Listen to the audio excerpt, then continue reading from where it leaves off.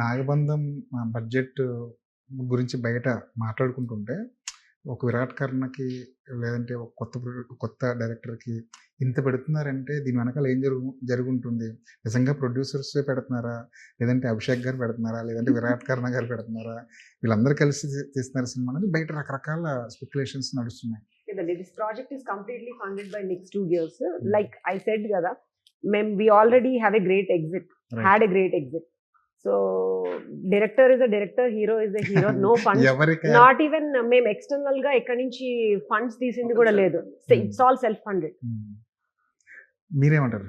అంటే బయట ఇలా మాట్లాడుకుంటున్నారు ఏంటి? అంటే న్యాచురల్ కదండి. ఇప్పుడు ఇండస్ట్రీలో తెలియకుండా ఇప్పుడు ఇంత రిస్క్ వీళ్ళ మీద తీసుకుంటున్నారు అంటే there must be something happening.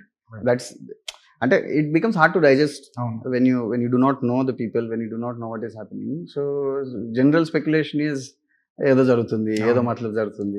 That's the easiest guess, right? So that's what it is. I mean, and Abhishek గారు already he was a producer before కాబట్టి చాలా మందికి like maybe he is also part of it అని అనిపిస్తుంది. But he is doing only direction. అసలు అభిషేక్ గారితో ఎలా పరిచయం? మూవీ నుంచేనండి. మాకు రవీందర్ రెడ్డి గారు పరిచయం చేశారు. రవీందర్ రెడ్డి గారు ఫస్ట్ ఈ స్క్రిప్ట్ విన్నారు. దాని తర్వాత ఈ స్క్రిప్ట్ కి హీరో విరాట్ అది ఇదని అనుకున్నారు. దాని తర్వాత మమ్మల్ని తీసుకొచ్చారు.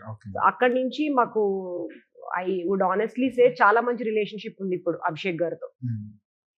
ఎప్పుడైనా హీరో ఎవరు అన్న దాని క్వశ్చన్ మీద డిబేట్ ఏమైనా జరిగిందా? ఎందుకంటే ఆల్రెడీ విరాట్ ఫిక్స్ అయిన తర్వాత మీ దగ్గరకు వచ్చింది something like that only. Right, ముందు అనుకోని అంటే it is essentially directors call. So వాళ్ళు డిసైడ్ అయిన తర్వాత మనల్ని అప్రోచ్ అయితే అంటే ఈ కొత్త హీరో అనే డిస్కషన్ మాకు నచ్చింది, మేము అందరినీ కన్సల్ట్ చేస్తాం అయింది. కానీ so we were ready to like we said at that point of time ఆ ఇన్వెస్ట్మెంట్ ఓకే అనుకొని స్టోరీ నచ్చి న్యూ హీరో ఎగ్జిక్యూట్ చేయగలడు, అభిషేక్ చేయించుకోగలడు అనే కాన్ఫిడెన్స్ తో ముందుకెళ్ళాం at that point of time. And మీరు అందరు లైక్ ఈ క్వశ్చన్ మళ్ళీ అడుగుతున్నారు, స్కేల్ ఇంత స్కేల్ సినిమా కొత్త స్టార్ కాస్ట్ మీద ఎట్లా అనేది.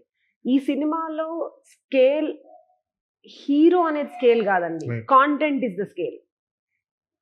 That's one strong point we would like to make. ఎంత కాంటెంట్ స్కేల్లో తీసుకున్నా ఒక బిజినెస్ యాంగిల్లో మాట్లాడితే ఒక ప్రోడక్ట్కి మనం ఎంత ఖర్చు పెట్టాం, 100 రూపాయలు పెట్టాం ఖర్చు, దానికి ఎంత వస్తుంది ఇన్వెస్ట్మెంట్, మళ్ళీ తిరిగి ఎంత రిటర్న్స్ ఎంత వస్తాయి అన్న క్యాలిక్యులేషన్స్ ఖచ్చితంగా ఒక బిజినెస్ మనకి అవసరం. ఈ క్యాలిక్యులేషన్స్ జరిగినాయండి? లేదంటే ఎంతైనా పర్లేదు మన ప్రోడక్ట్ కరెక్ట్గా ఉండాలి, ఎంత వచ్చినా పర్లేదు? Land little to that. ఇప్పుడు good hero normal content, small hero fantastic content, మీరేం చూస్ చేస్తారు? Obviously second one. సో